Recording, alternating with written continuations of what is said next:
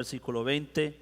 Hoy tengo entonces una enseñanza que está dividida en dos partes. Se llama las columnas de la doctrina. Esta es la primera parte. Hoy voy a hablar de la primera columna y a las 11:30 estaré hablando de la segunda columna. Amén. Las columnas de la doctrina. Ese es el tema, parte 1. Es el tema de hoy. Gloria al Señor. Pero vamos al texto lema en esta mañana. Efesios capítulo 2 versículo 20, solamente un versículo que dice así: edificados sobre el fundamento de los apóstoles y profetas, siendo la principal piedra del ángulo Jesucristo mismo. Leámoslo juntos. Edificados sobre el fundamento de los apóstoles y profetas, siendo la principal piedra del ángulo Jesucristo mismo. Ponga a subir a un lado y vamos a orar en esta hora para que el Señor nos hable en esta mañana. Señor Jesús, gracias Señor por tu palabra. Gracias porque nos hablas a través de ella, Señor. En esta hora te pido que tu palabra corra y sea glorificada, Señor Jesús. Te pido que tú nos hables, Señor, conforme, Señor Jesús, a las Escrituras. En esta hora, edifícanos, Señor Jesús. Queremos hacer tu voluntad, Señor, que es nuestra santificación. Y queremos cumplir el propósito, Señor, por el cual hemos sido llamados. En el nombre de Jesús.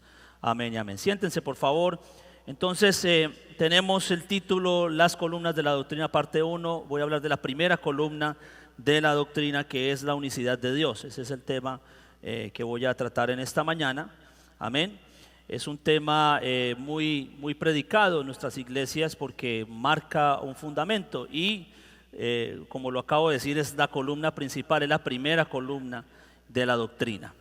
Amén. Muy importante estos sermones o estas enseñanzas doctrinales porque de esta manera podemos entonces reafirmar nuestro conocimiento en Dios y sobre todo nuestra fe. Tenemos que tener en cuenta, 2 capítulos después de este nos dice el apóstol Pablo: un Señor, una fe, un bautismo. Y cuando dice una fe se refiere a una doctrina, a un credo, a una enseñanza, a un mandamiento, a un estatuto. Entonces, el primero de todos es conocer quién es Dios. Hace unos meses, no sé si meses o semanas, enseñé sobre la identidad de Dios. Pero hoy voy a hablar sobre la unicidad de Dios basado en el fundamento doctrinal, para que podamos entender nosotros como Iglesia de Cristo sobre quién estamos fundamentados.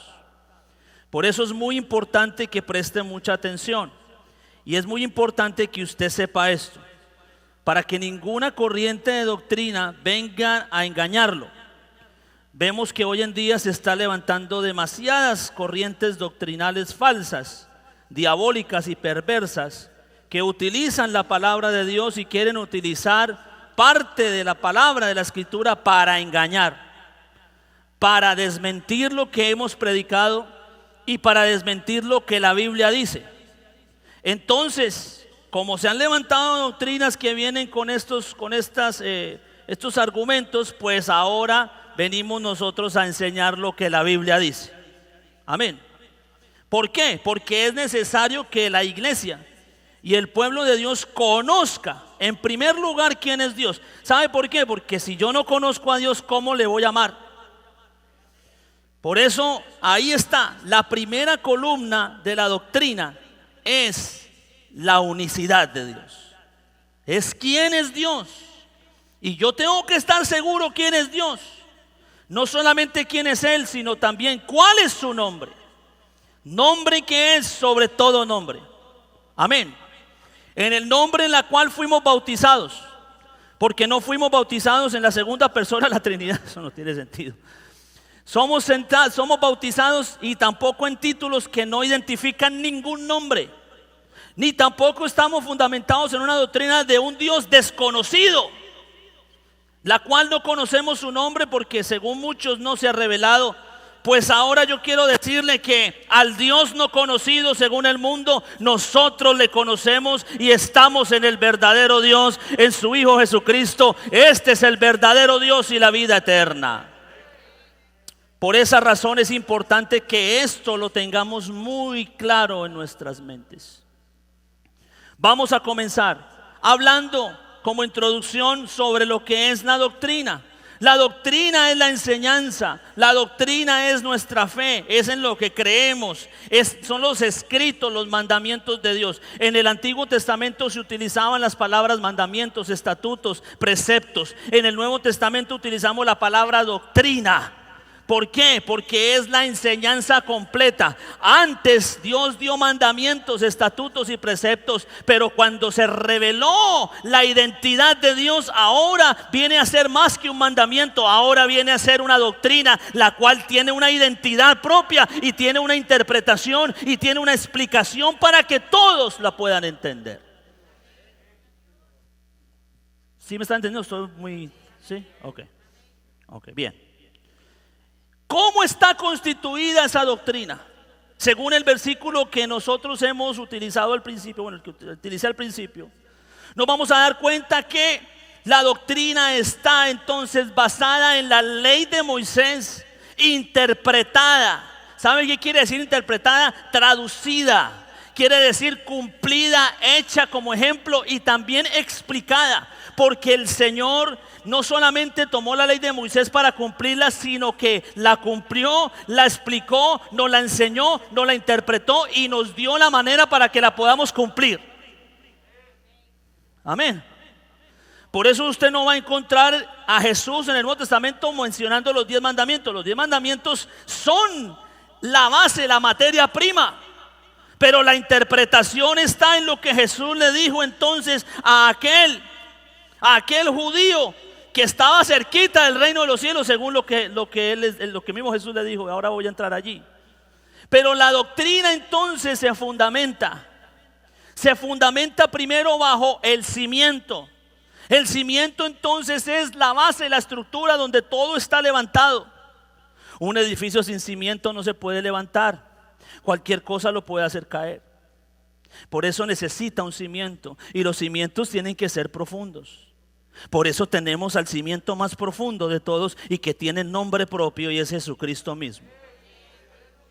No es un Dios que yo no conozco, no son letras del abecedario hebreo. Eso se lo dio Dios a ellos porque no podía identificarse, no ve que no había manera de verlo. A Dios nadie lo vio jamás. Pero luego dice Pablo, Él es la imagen del Dios invisible. Cuando se revela esta imagen podemos ver a Dios, podemos conocer a Dios. Por eso el Señor dijo, he aquí mi siervo, yo mismo iré y lo salvaré. Amén. Entonces, el fundamento, la base, la estructura donde está cimentada la iglesia es Jesucristo mismo. Por eso Él dijo, sobre esta roca, dijo el Señor, edificaré mi iglesia, y las puertas del Hades no prevalecerán contra ella. ¿Por qué? Porque la iglesia está fundamentada sobre Dios mismo. Dios mismo la sostiene, Dios mismo la creó, Dios mismo la constituyó, Dios mismo la mantiene, y Dios mismo la va a salvar, y Dios mismo le va a dar todo. Por eso está fundada sobre Él mismo, sobre el Dios Todopoderoso. Luego viene entonces el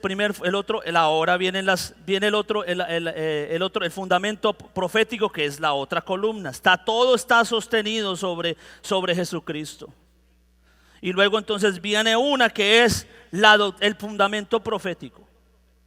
Y el fundamento profético es el fundamento del Antiguo Testamento que relata entonces lo que iba a acontecer a la llegada del Mesías. Era prepararle el camino a la revelación de Dios o a la manifestación de Dios para que el mundo supiera entonces que Él venía a salvar a su pueblo.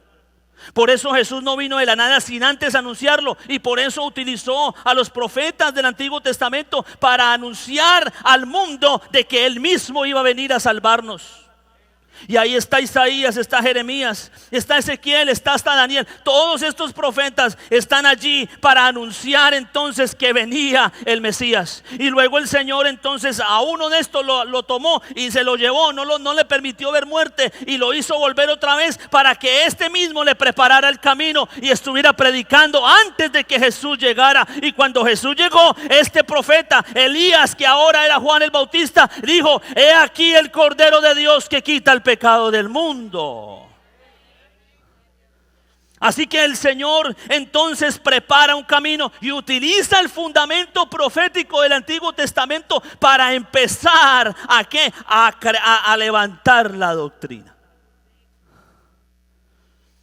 Y luego entonces utiliza el otro aspecto, que es el fundamento apostólico, y es la doctrina neotestamentaria que enseñada a través del testimonio de los evangelistas, del testimonio de los hechos de la iglesia primitiva en el libro de los Hechos de los Apóstoles, en medio de las cartas de los apóstoles y también en la última revelación, la cual es Apocalipsis. Apocalipsis significa la última revelación.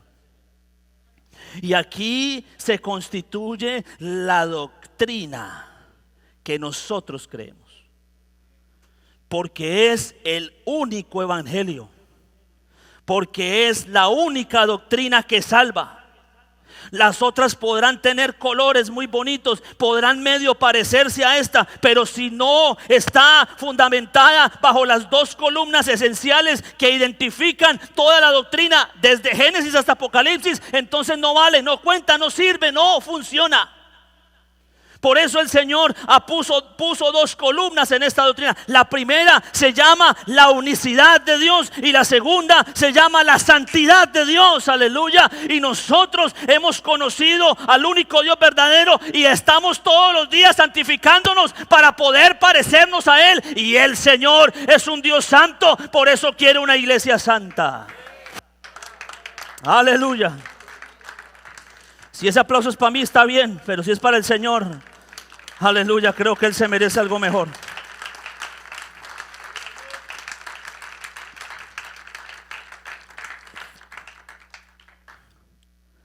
La primera columna de la doctrina entonces es la unicidad. Y se lo voy a demostrar bíblicamente. Marcos capítulo 12, versículo 29. Jesús le respondió, aquel que vino a preguntar, pongámoslo desde antes. Marcos 12, desde antes para conocer la idea completa, aunque no tengo mucho tiempo, pero póngalo desde el 28, yo tengo aquí desde el 29, póngalo desde el 28. Acercándose uno de los escribas, y los escribas constituían una de las sectas del judaísmo. Estaban los fariseos, los escribas, los saduceos y habían otras dos más que no recuerdo cómo se llaman. Pero vino uno de los escribas que los había oído disputar y sabía que les había respondido bien. Y le preguntó entonces, cuando se dio cuenta que Jesús respondió bien, vino y le preguntó y le dijo: Señor, ¿cuál es el primer mandamiento de todos?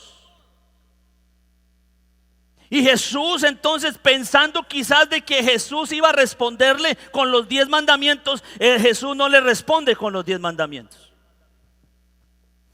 Jesús le responde con el primer mandamiento diciendo: el primer mandamiento de todos es: oye Israel, el Señor nuestro Dios, el Señor uno es. El primer mandamiento no comienza con amarás al Señor, comienza con que el Señor es uno. ¿Ya? ¿Entendió? ¿Entendió o no?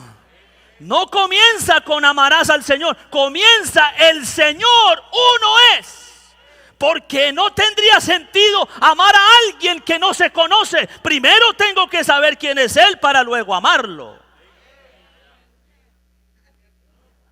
Le acabo de citar lo que dice la Biblia. El primer mandamiento no comienza con amarás al Señor, como los trinitarios lo enseñan. A mí me lo enseñaron así cuando estudiaba en un colegio trinitario siendo niño. ¿Cuál es el primer mandamiento? Amarás al Señor con todo tu corazón, de toda tu alma y con todas tus fuerzas. No, el mandamiento no comienza así. El mandamiento comienza: oye Israel, el Señor nuestro Dios, el Señor uno es. ¿Por qué? Porque yo no voy a amar a alguien que no conozco. Y luego dice, y amarás al Señor tu Dios con todo tu corazón, con toda tu alma, con toda tu mente y con todas tus fuerzas. Este es, no dijo el primero, el principal mandamiento.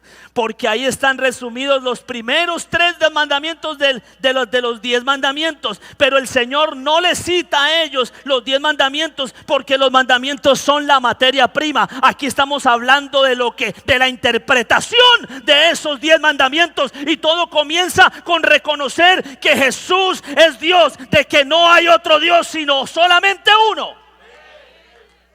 Ajá, así de sencillo. Me adelanté un poco, tenía que haber dicho Jesús es Dios después, pero bueno, me emocioné.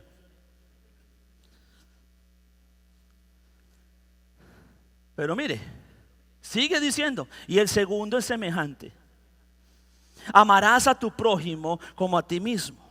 No hay otro mandamiento mayor que estos. Todos los 10 mandamientos están interpretados o están traducidos en estos 2. Ajá. Mire que Jesús no se equivocó, porque ¿sabe qué le dijo el escriba? Le dijo, bien, maestro, verdad has dicho, que uno es Dios y que no hay fuera de él. Y el amarle de todo corazón y con todo el entendimiento y con toda el alma y con todas las fuerzas, y amar al prójimo como uno mismo, es más que todos los holocaustos y sacrificios. Contestaste bien, Señor. No mencionaste los 10 mandamientos, pero dijiste que Dios es uno y que hay que amarlo a Él y luego amar a los demás como nosotros. Has respondido muy bien, Señor. Y no se lo estaba diciendo cualquiera, era un escriba que conocía la ley.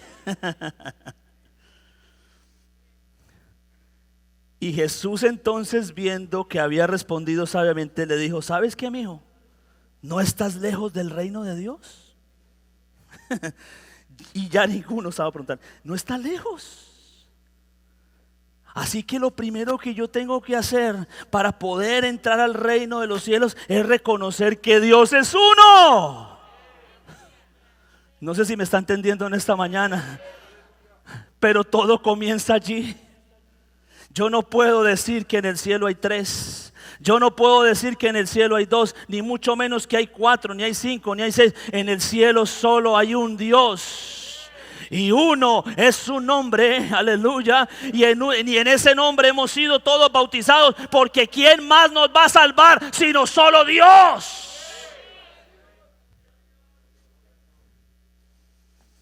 Entonces todo comienza y se basa esta primera columna en la identidad de Dios. Y si usted quiere conocer a Dios, lo primero es saber que Dios es uno. La segunda columna se basa en las características de Dios que son adoptadas en el comportamiento humano para alcanzar la perfección. El amor a Dios y el amor al prójimo. Y eso se llama amor y santidad. Dios es amor y Dios es santo. Nosotros no podemos tener la identidad de Dios, pero podemos ser lo que Él es, hablándolo de sus atributos de amor y santidad. Pero eso es para dentro de una hora, ahora no. Amén. Dios es uno. Está más que descrito en la Biblia, más que especificado en la Biblia, comenzando con lo que el Señor le citó aquí a este hombre. Le citó Deuteronomio capítulo 6 versículo 4. Oye Israel, Jehová nuestro Dios, Jehová uno es. Y más adelante del mismo libro, Deuteronomio capítulo 4 versículo 35, más anterior, perdón. Dice, a ti te fue mostrado para que supieses que Jehová es Dios y no hay otro fuera de Él. Desde los cielos te hizo oír su voz para enseñarte, y sobre la tierra te mostró con gran fuego, y has oído sus palabras en medio del fuego. ¿Qué escuchaste? Que Dios es uno y que no hay otro Dios fuera de Él.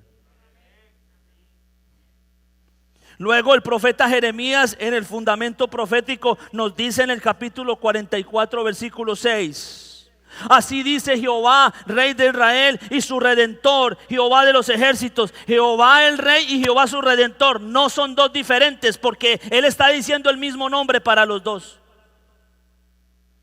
Amén.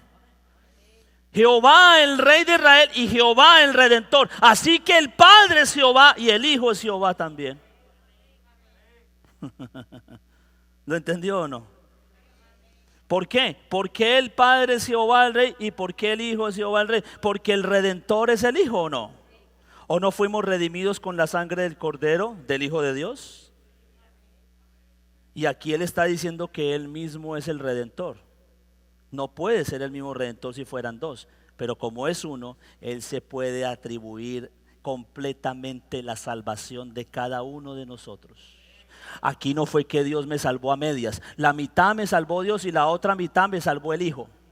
Y la tercera entonces me sostiene para mantenerme. No, Señor, aquí solo un Dios hizo absolutamente todo y toda la salvación nuestra se le atribuye a uno nomás, cuyo Redentor es Jesús. Pero mire lo que dice Jehová de los ejércitos: yo soy el primero y yo soy el postrero, fuera de mí no hay Dios. Y más adelante, 2 versículos más adelante, versículo 8: no temáis ni os amedrentéis, como te lo hice oír desde la antigüedad y te lo dije. Luego vosotros sois mis testigos. No hay Dios sino yo, no hay fuerte, no conozco ninguno. Ahora, si eso fuera implícito,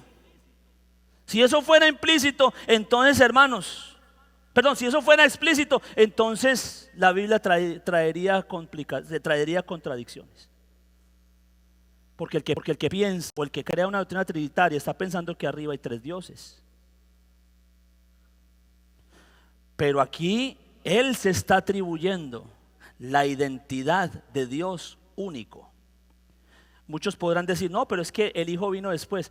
Entonces se equivocó Pablo, se equivocó el escritor de Hebreos cuando dijo que Él es antes de todas las cosas, el primogénito de toda la creación. Donde lo quiera, hermano, le lo azoto, hermano. Seguro que sí. Sáqueme el argumento que quiera y aquí le damos correa mentira con esta palabra. En el nombre del Padre, el Hijo y el Espíritu Santo, seguro. Si Jesús dijo: todo lo que hagáis sea de palabra o de hecho, hacerlo en mi nombre. Por eso bajo el nombre de Jesús se doblará toda rodilla y toda lengua confesará que Jesús es Dios. Aleluya. Yo no tengo que decir: no, el Eterno te bendiga. Jesús te bendiga. Él es el Dios eterno, Él es el Padre eterno, el Dios fuerte, el Príncipe de paz.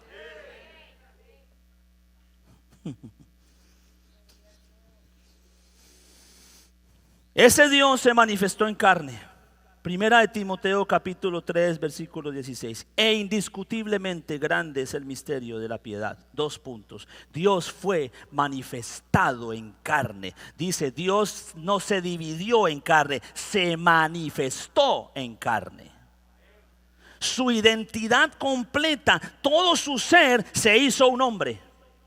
Hay muchos que piensan en el dualismo de que el cuerpo de Cristo era una cosa y que el Espíritu de Cristo era otra, que el Espíritu de Cristo era Dios, pero que el cuerpo de Cristo no era Dios, sino que eso sí era algo físico. Pero yo vengo a decirle, hermanos, lo siento mucho, Dios completico, de principio a fin, se hizo un hombre, se hizo carne. Ahí lo dice, Dios se manifestó en carne.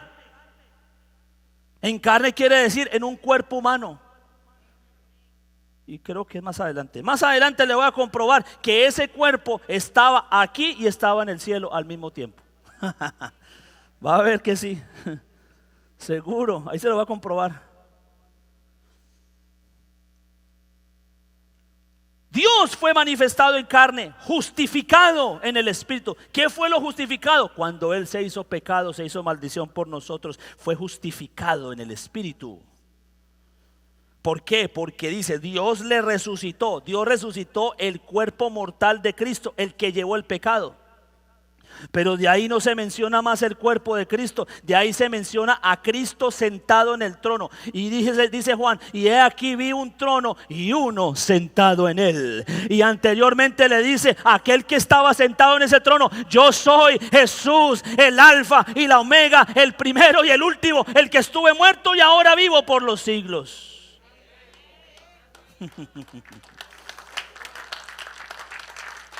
Aleluya.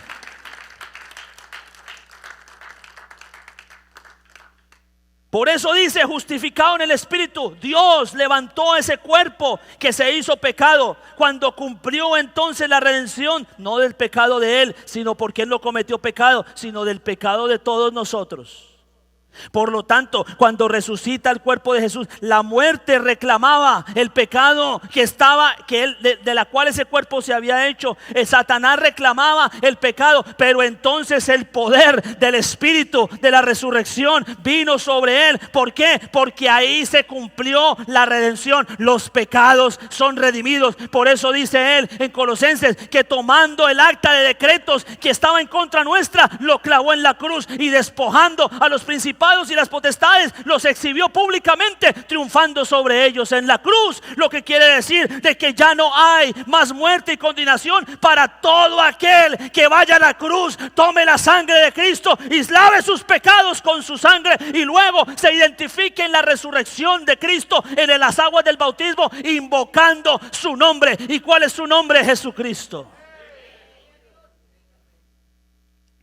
Aleluya. Jesús es el Padre y Él es el Hijo. Juan capítulo 14, versículo 5 en adelante. Le dijo Tomás: Señor, no sabemos a dónde vas, ¿cómo podemos saber el camino? Jesús le dijo: yo soy el camino. Yo no soy los caminos, o soy un camino, dice Él. Cuando dice Él, quiere decir es el único, no hay más. ¿Estamos claros con la gramática, sí o no? Todo el que sabe español entiende que cuando dice Él, quiere decir que no hay más. ¿Correcto? Bien. Yo soy el camino y soy la verdad, no un camino y una verdad. Porque si hubieran tres, entonces el Padre sería un camino que no funcionó, y luego el Hijo sería un camino que sí funcionó. Pero Jesús tendría que decir: yo soy un camino y soy una verdad y soy una vida. Pero como la Biblia lo dice tan claro, y la gramática nos ayuda a comprender en el idioma que comprendemos, valga la redundancia, dijo: yo soy el camino, queriendo decir el único camino, la única verdad y la única vida. Ok, vamos entonces a argumentar con el tercero. Está bien, Jesús es el camino, claro, se sabe que la ley de Moisés no alcanzó, nadie la pudo cumplir, aunque entonces el Señor Jesús es el camino, gloria a Dios, muy bien. Entonces la verdad también, bueno, la verdad, la doctrina se explica a través de Jesucristo, y bueno, gloria a Dios. Pero la vida, un segundo, ¿cómo Jesús se va a atribuir a hacer la vida sabiendo que el dador de la vida es Dios?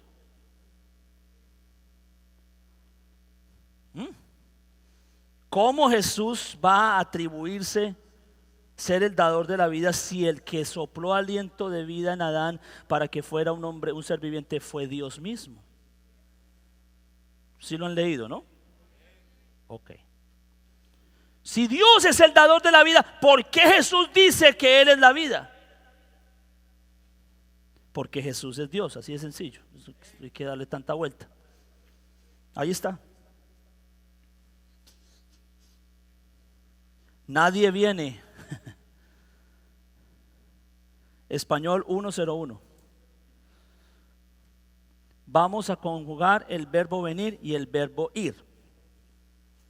Yo voy, tú vas, él va, ustedes van, vosotros vais. Y el último es: nosotros vamos. ¿Qué es ir? Trasladarse de un lugar a otro. ¿Qué es venir? Que uno se traslade a donde estoy yo. Conjugar el verbo venir.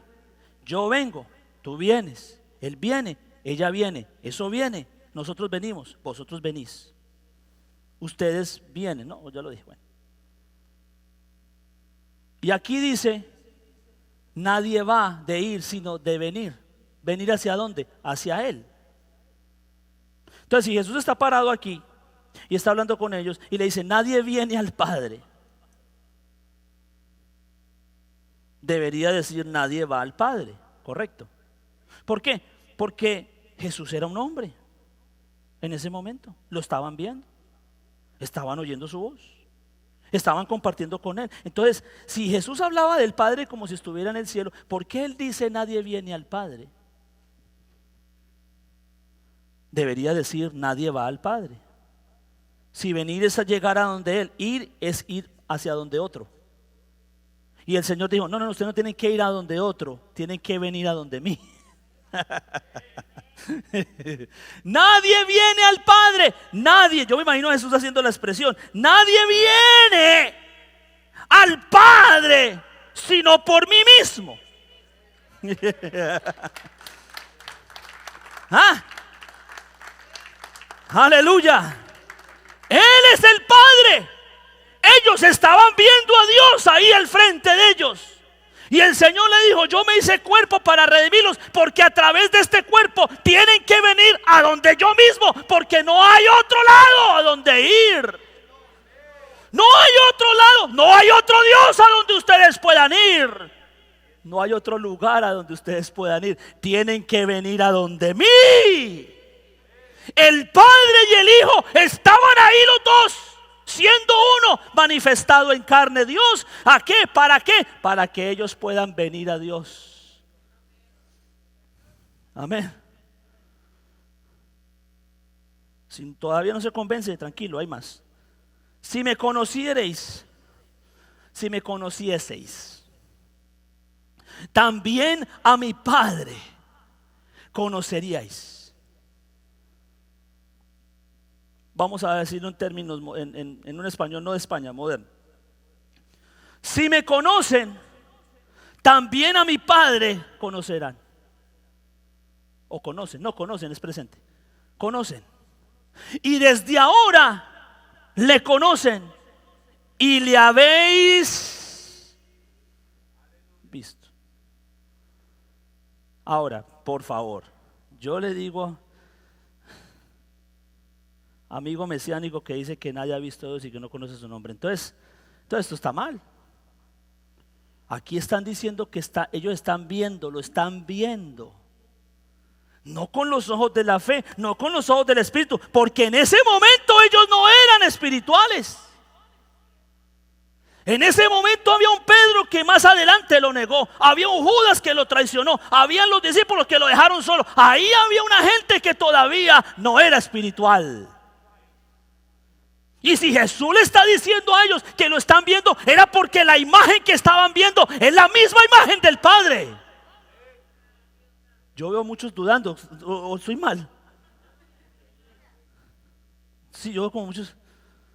Hermano, ¿no está diciendo eso ahí? Él está diciendo, ustedes le han visto, no dice le van a ver.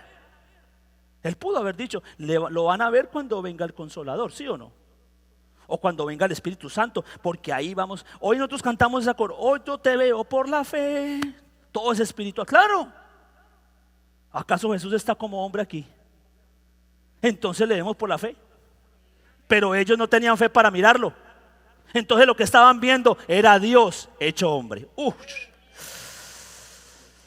Wow, tremendo, man.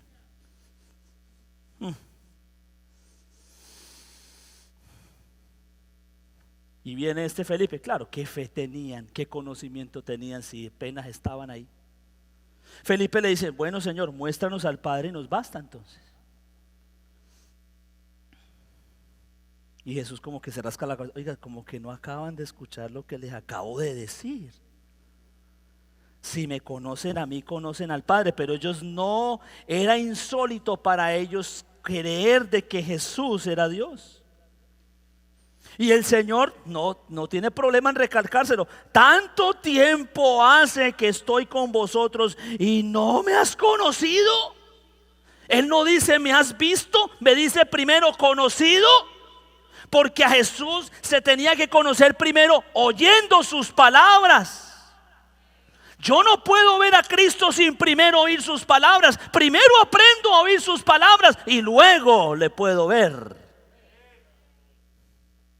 ¿Sí entiende? Y el que me ha visto a mí, ha visto al Padre. ¿Cómo pues dices tú, muéstranos al Padre? Juan 10, 33, 30 al 33. Este sí es tremendo. Le dice el Señor a ellos: yo y el Padre uno somos. Se lo está diciendo a los judíos. Entonces llega y dice: entonces los judíos volvieron a tomar piedras para apedrearle.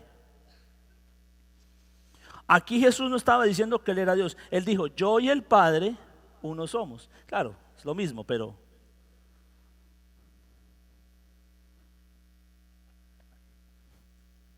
y Jesús le respondió: muchas buenas obras os he mostrado de mi Padre, ¿por cuál de ellas me van a apedrear?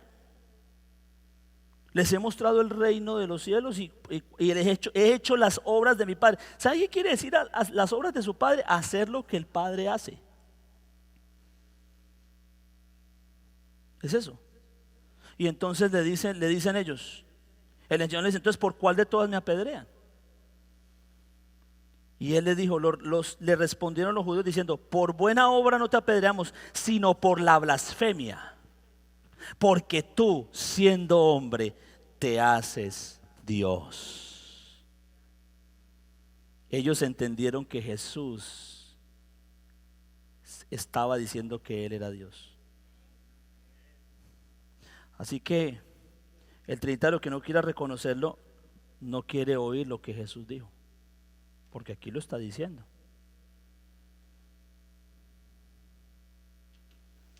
Jesús entonces es el Padre y también es el Espíritu Santo. ¿Ok? Por si acaso alguien queda con la duda: ¿cómo así que el Padre, que tal cosa? No, tranquilo, aquí hay para todos. 14, 15 al 17 de Juan: si me amáis, guardad mis mandamientos. Y yo rogaré al Padre y os dará otro consolador. Yo rogaré al Padre y Él dará a otro. Ahí está, la Santísima Trinidad.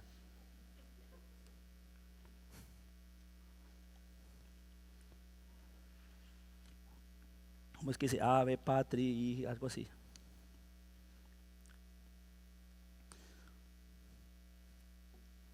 Dios en tres personas. Wow.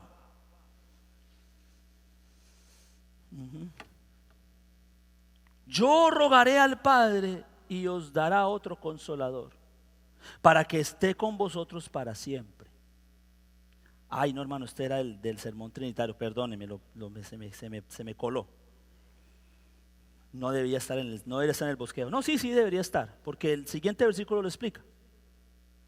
El Espíritu de verdad. ¿Quién es el Espíritu de verdad? Dios. Todo lo que diga Espíritu con E mayúscula es Dios.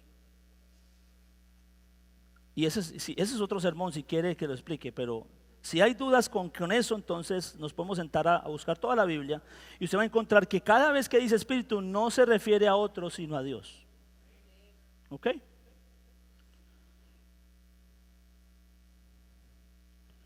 El Espíritu de verdad. Pero Él hacía unos instantes estaba diciendo que Él era la verdad. ¿Acaso cuántas verdades hay? Si Jesús dice que Él es la única verdad y ahora dice el Espíritu de verdad, hablando de Dios,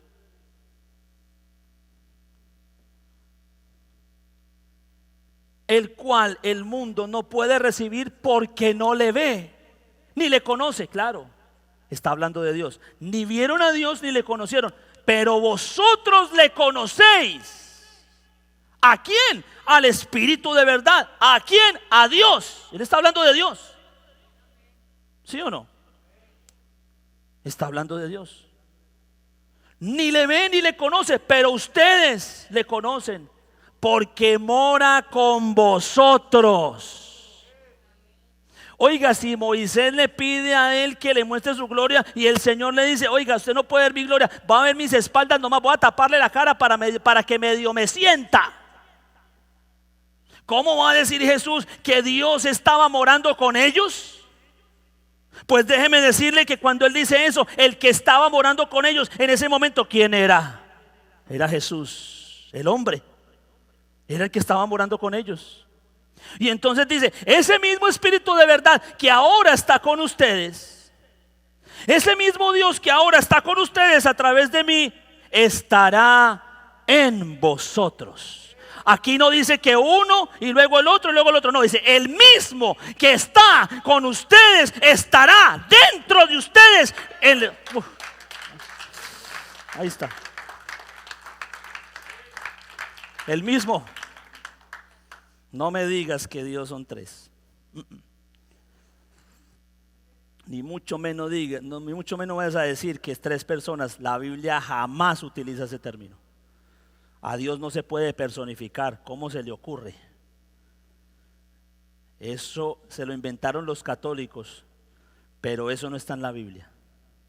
Dios en tres personas, o el Dios de tres cabezas, o el Dios de nada de eso es bíblico. Aquí estamos hablando de un Dios, de uno su nombre, uno que fue manifestado, uno que murió por nosotros, uno que resucitó, uno que se sentó a la diestra de la majestad, uno que venció para que nosotros venciéramos, uno que está en el trono, uno que va a juzgar todas las cosas, uno que es Dios juez y que también es el abogado, uno mismo, que tiene un solo nombre que es sobre todo nombre, que se nombra, y es el nombre de Jesús. Cuando yo llamo a Dios otra cosa, estoy demeritando su nombre, estoy dando un nombre que no es sobre todo nombre, porque la Biblia me dice que solo hay un nombre que es sobre todo nombre. Yo no tengo que decir el Eterno te bendiga. ¿Por qué? Porque el Eterno es Jesús. Y el nombre en la cual yo conozco y que yo fui bautizado es en el nombre que es sobre todo nombre. A mí no me bautizaron en el nombre del Eterno, a mí me bautizaron en el nombre de Jesús. A ustedes también, ¿no es cierto? Ok. ¿Para qué yo voy a buscar algo que vale menos sabiendo que puedo alcanzar lo que vale más? ¿Sí o no? Por eso nosotros no debemos confundirnos. Jesús es Dios. Así el diablo se le carcoma los oídos. Hasta ellos reconocen. Dice que los demonios creen, dice, ¿crees que Dios es uno? Los demonios también. El diablo es más unicitario que cualquiera de nosotros. Por supuesto, ¿no es que él sabe, él conoce a Dios? Él lo que quiere es confundirte para que tú no lo conozcas, porque sabes que si tú lo conoces vas a ser salvo.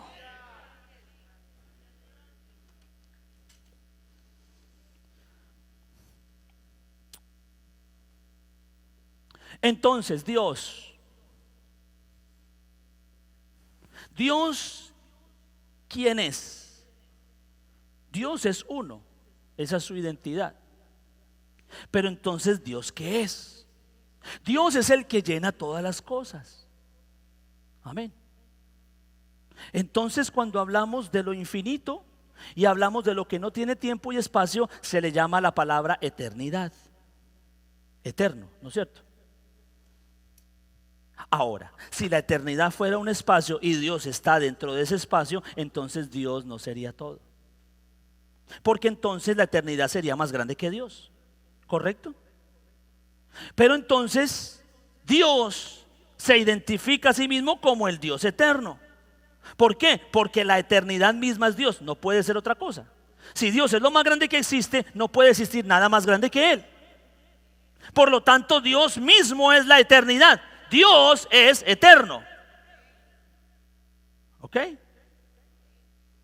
Y la Biblia lo dice, Isaías capítulo 40, versículo 28. ¿No has sabido, no has oído que el Dios eterno es Jehová, el cual creó los confines de la tierra? No desfallece ni se fatiga con cansancio y su entendimiento no hay quien lo alcance. Luego Jeremías capítulo 10, versículo 10 dice, mas Jehová es el Dios verdadero. Es el Dios vivo y el Rey eterno. Y a su ira tiembla la tierra y las naciones no pueden sufrir su indignación. Dios es la eternidad misma, Dios es eterno. Eso está bien. Pero yo quiero decirle también que Jesús es eterno. No pueden haber dos eternos. Porque ¿dónde estaría el límite? Si la eternidad no tiene límites. ¿Correcto?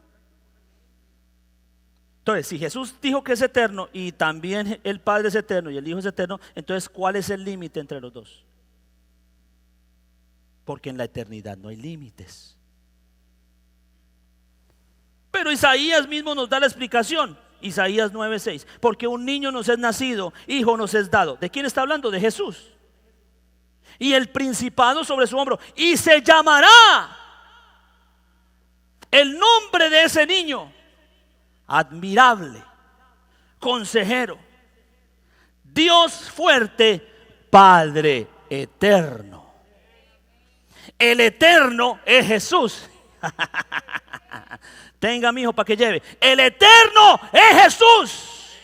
Porque el nombre de este niño es Padre eterno. ¿Por qué? Porque este niño iba a ser Dios mismo hecho hombre. Aleluya. Por eso Isaías no supo cómo se llamaba. Por eso él dijo, este nombre va a tener 3 atributos humanos y va a tener, 3 atributos divinos y 2 atributos humanos. Va a ser admirable. El único que es admirable es Dios. Dios es el único que puede ser admirable. El único que es Dios fuerte es Dios. El único que es Padre eterno es Dios. Pero él dijo, él también va a ser hombre. El consejero. ¿Cuál consejero? El que nos va a dar la salida de nuestros pecados. El que nos va a enseñar la doctrina. El que nos va a sacar del pecado, el que nos va a enseñar, aleluya, el consejero. Y también es el príncipe de paz, el que va a traer paz a nuestra humanidad. 3 atributos divinos y 2 atributos humanos que constituyen a un solo Dios verdadero. Y su nombre es Jesús, porque así se llamó este niño, Jesús de Nazaret. Jesús es el Dios eterno, es el Dios fuerte y es el Padre eterno. Por lo tanto, el eterno es Jesús. Ellos dijeron Jehová porque no conocían a Jesús. Pero ahora conocemos a Jesús. Por eso el Dios eterno es Jesús. Ahí está. La Biblia lo dice. Es más, ni siquiera está en el Nuevo Testamento para que después no digan. Está en su mismo Tanaj. Ahí está. El mismo Isaías, vea, lo dijo. No ese.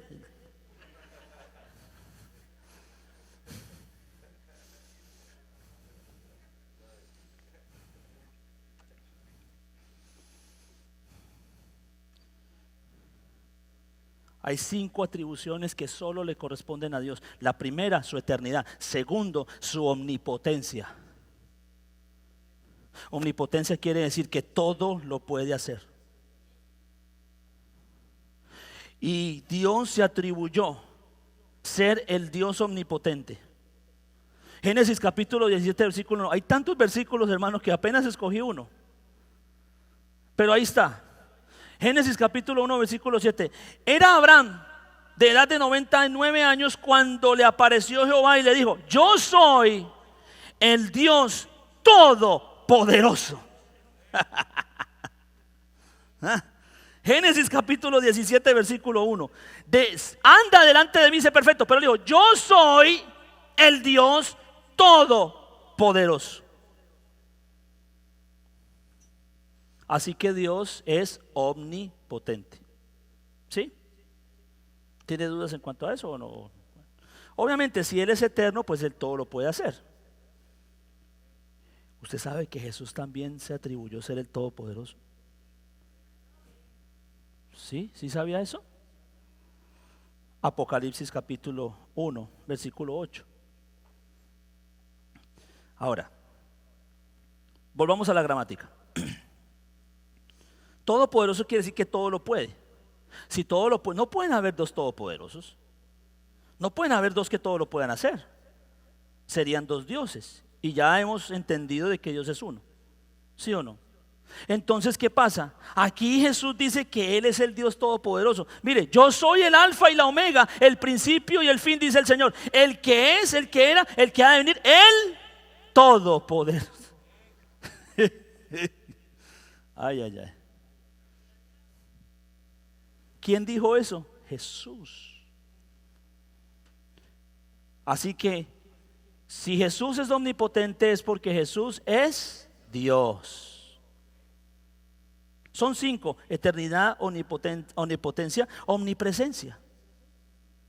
Dios es omnipresente. El Salmo 139, versículo 7 al 12 dice: ¿a dónde me iré de tu espíritu? Espíritu con E mayúscula. ¿Y a dónde huiré de tu presencia?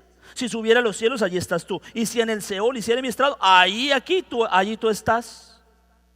Si tomare las alas del alba y habitar en el extremo del mar, aún allí me guiará tu mano y me asirá tu diestra. Si dijere: ciertamente las tinieblas me encubrirán, aún la noche resplandecerá alrededor de mí. Aún las tinieblas no encubren de ti, y la noche resplandece como el día. Por lo mismo te son las tinieblas que la luz. Tú estás en todo lado. Y usted sabe que Jesús también dijo que él era omnipresente. Es más, Jesús lo dijo no solamente hablando de su divinidad, sino de su cuerpo. ¿Sabe cómo se llamaba él?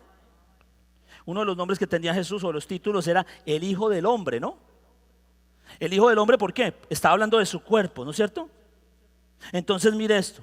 Mire lo que dice Juan capítulo 3, versículo 13. Nadie subió al cielo, tiempo pasado, sino el que descendió del cielo. ¿Quién? El Hijo del Hombre. Dígame en qué momento ese cuerpo subió al cielo si él todavía no había ascendido. Y es más, no está diciendo en tiempo futuro, está diciendo en tiempo pasado. Quiere decir que había subido y había bajado, había subido y había bajado, había subido y había bajado. ¿Quién? El Hijo del Hombre, o sea, su cuerpo, que está ¿a dónde? En el cielo. Así que ese cuerpo estaba en el cielo también. ¿O está mal escrito? El Hijo del Hombre, no dice el Hijo de Dios, no dice el Padre, o no dice mi deidad, dice el Hijo del Hombre que está en tiempo presente en el cielo. Y el Señor le dijo eso a Nicodemo. Él dice: el que está hablando contigo en este momento está también en el cielo, y está aquí, está en todo lugar, porque el único omnipresente es Dios. Jesús es el único Dios omnipresente.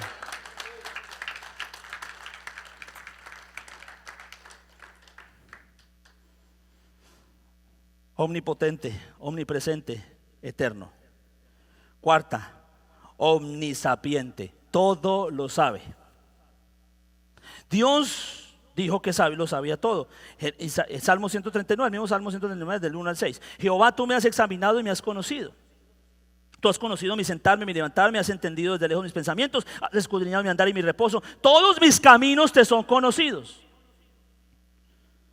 Pues aún no está la palabra en mi lengua, y aquí, Jehová, tú la sabes toda. Detrás y delante me rodeaste, y sobre mí pusiste tu mano. Tal conocimiento es maravilloso para mí, alto es, no lo puedo comprender. Tú lo sabes todo. Y usted sabe que Jesús también lo sabía todo. Ahora, de esto sí que me tocó escoger uno, hermano, porque habían tantos que revelaban que Jesús conocía los pensamientos y las intenciones de todos. Escoja si quiere, Natanael o aquí al niño. Me gustó el de los niños, la presentación de los niños. Porque dice en la presentación de los niños, Lucas 9:47, y Jesús, percibiendo los pensamientos de sus corazones, tomó a un niño y lo puso junto a sí. Él le dice Natanael a Andrés, le dice a él: ¿de Nazaret podrá venir algo bueno? Le dice a Andrés: hemos conocido al Mesías. Ya llegó, ya está aquí. ¿Y dónde está para que le conozca? Es de Nazaret. De Nazaret viene algo bueno. Y luego cuando se lo presenta, dice el Señor: he aquí un judío en el cual no hay engaño. Y usted dice: ¿de dónde me conoces, maestro? ¿De dónde me conoces? Pues cuando estabas debajo de la higuera te vi. Ahí no dice te conocí o supe o la mística me llegó. Te vi con mis ojos cuando estabas allí. Así que los ojos de Jesús estaban viendo todo. Así como los ojos de Jehová contemplan la tierra, eran los mismos ojos de Jesús. Los mismos ojos de Jehová eran los mismos ojos de Jesús. Aleluya. Él lo vio donde nadie lo vio. Jesús es el Dios omnisapiente, todo lo sabe. Déjeme terminar con el quinto. El quinto atributo que solamente que solamente tiene Dios es el atributo de ser creador. ¿Sí o no? El primer versículo de la Biblia inicia diciendo lo que significa ese atributo de Dios. En el principio creó Dios los cielos y la tierra. ¿Quién lo creó? Dios. Usted sabe que a Jesús también se le atribuye el ser el creador. Hebreos capítulo 1.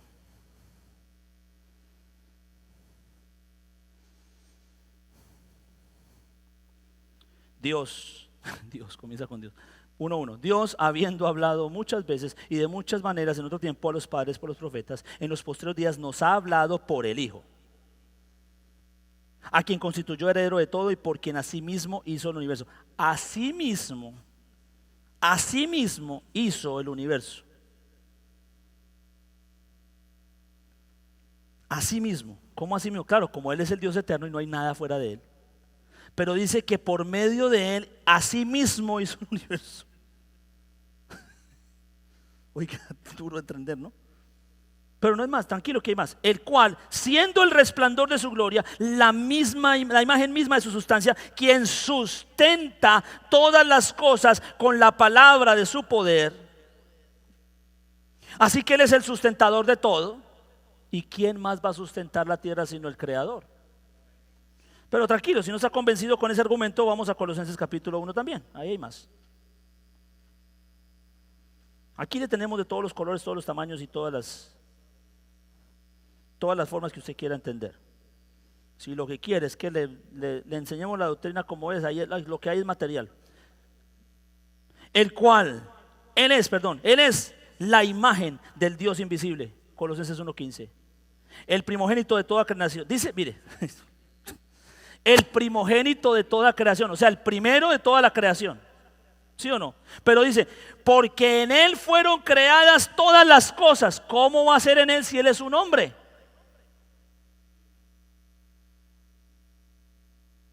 Y de las que hay en los cielos y en la tierra, visibles e invisibles, sean tronos, sean dominios, sean principados, sean potestades, todo fue creado por medio de Él y para Él. Y Él es antes de todas las cosas y todas las cosas en Él subsisten. Jesús es el Dios creador. Jesús es el Dios eterno. Jesús es el Dios omnipotente. Jesús es el Dios omnipresente. Jesús es el Dios omnisapiente y Jesús es el Dios creador. El único que hay se llama Jesús. No hay otro Dios fuera de Él. Por eso Juan lo explica clarito. Y estamos en el verdadero, en su Hijo, hablando de la manifestación de hombre. Jesucristo era su nombre. ¿Quién? Este Hijo es el verdadero Dios y la vida eterna. Por eso no hay dos vidas, ni tres, ni dos caminos, ni tres. Hay solo un camino, solo una verdad, solo una vida, solo un Señor, solo un Dios y Padre de todo, que sustenta todas las cosas, solo una fe y solo un bautismo, y ese bautismo es en el nombre de Jesús. Porque ese nombre es nombre sobre todo nombre. Vamos a estar en pie en esta hora.